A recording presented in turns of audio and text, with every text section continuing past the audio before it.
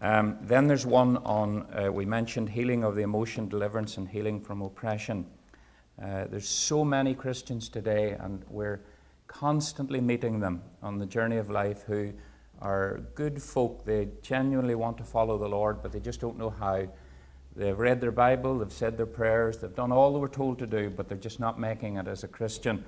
And sometimes people can be held and hindered by very specific things.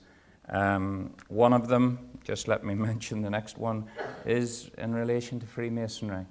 Now, Freemasonry, believe it or not, and the impact of it is much more destructive than what many people realize, even people who know it's not good.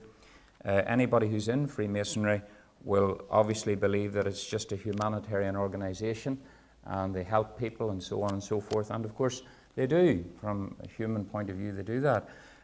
But if you care to take the time to read about Freemasonry and the first top man of Masonry, Albert Pike, and really begin to understand what Masonry is about. You get in at the first degree, there's a third degree, you travel through all the degrees, and eventually you get to the top of Masonry.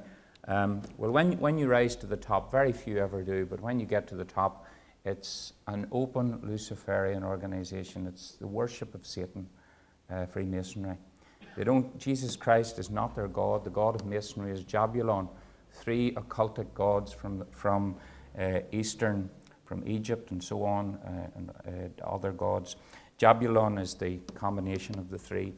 But on a practical view, people who have entered into Masonry without recognition or realization of the spiritual implications can have so many problems that come into their lives. They can have family breakdowns, there can be early deaths in the family, there can be just a multiplicity of things that can happen, because Freemasonry is, when you take it on, you bring a curse not only in yourself, but you bring a curse into your family, and it goes down the family line.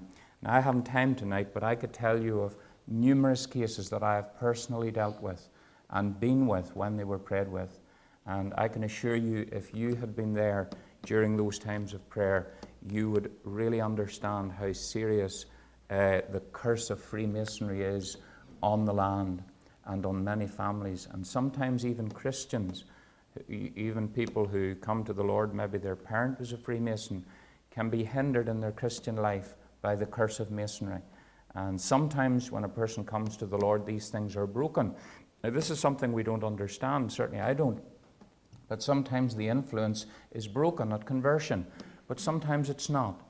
And it can require specific prayer to deal with the curse of Freemasonry and to break it so that it doesn't come into your life and your home and then subsequently go down the line into the next generation. For the Bible talks about that curse in the commandments, where it says that God curses those that hate him to the third and the fourth generation. So there are such things as generational curses. So this one